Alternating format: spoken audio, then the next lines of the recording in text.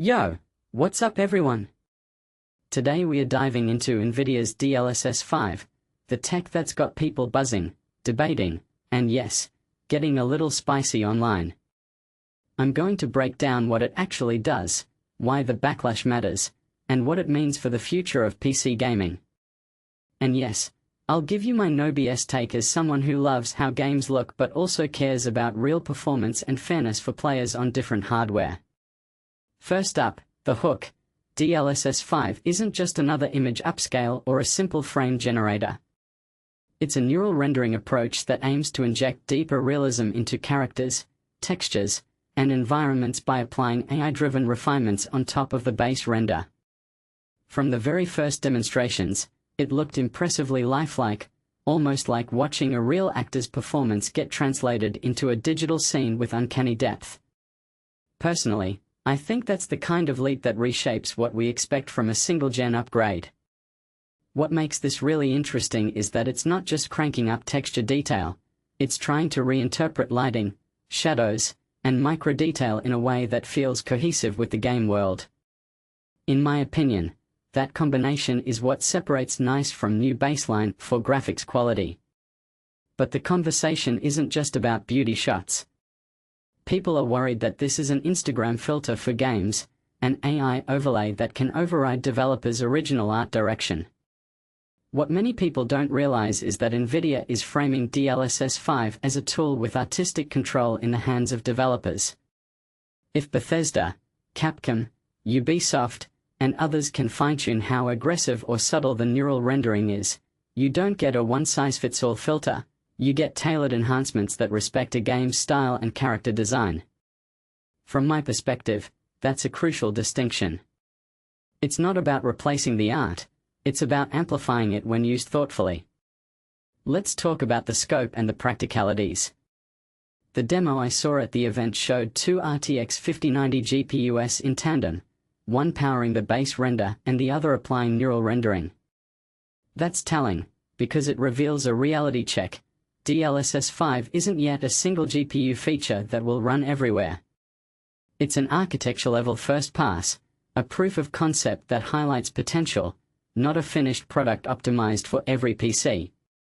What this means for real-world players is that initial launches will likely have limited scenes or targeted workloads. This matters because the demo magic can create a perception gap between a controlled showcase and everyday gameplay. If you take a step back and think about it, the real test is, how does DLSS 5 scale across full games, diverse engines, and less than flagship hardware? And yes, there's the cost angle. Memory shortages and price spikes are already squeezing PC buyers, and the idea of dual GPU-like requirements could be a barrier for many. What this really suggests is that the industry is riding a convergence of AI-assisted rendering and the ongoing hardware crunch. If the tech only shines on top-tier setups, we risk widening the gap between casual PC enthusiasts and the performance-obsessed crowd.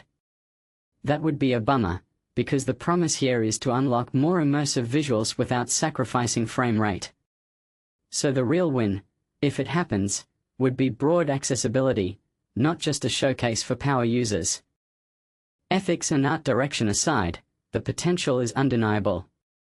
The tech can make two-decade-old character models look surprisingly current, as seen in remasters where facial fidelity and lighting suddenly feel alive.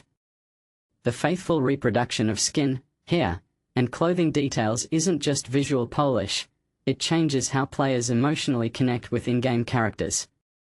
What this really suggests is that we are approaching a tipping point where the line between generated realism and crafted artistry becomes blurrier. If developers can tune this to preserve the game's identity while elevating its visuals, we are entering a renaissance of graphical storytelling. So what happens next? For one, we'll need rapid optimization so DLSS 5 can run on a single GPU with reasonable power consumption. The fall launch target implies a lot of fine-tuning, engine integration work, and probably a few public stumbles along the way. Another key factor is developer adoption. If big studios lean into it and offer clear art direction guidance, DLSS 5 could become a de facto standard for future titles. If you're wondering whether this is just hype, My view is, the potential is real, but timing and accessibility will determine whether it's a game changer or a footnote in the history of upscaling. From a broader tech lens, DLSS 5 embodies a bigger trend: AI-assisted creation bleeding into core gameplay. That's thrilling because it could unlock visuals we previously thought possible only with cinematic tooling, and terrifying because it raises questions about control, pipeline reliability, and what authentic game art even means in an era of AI-assisted refinement. The big takeaway, in my opinion, is nuance. It's not AI conquers graphics or old tech dies. It's a sophisticated toolkit that, when used with care, can elevate a game's universe.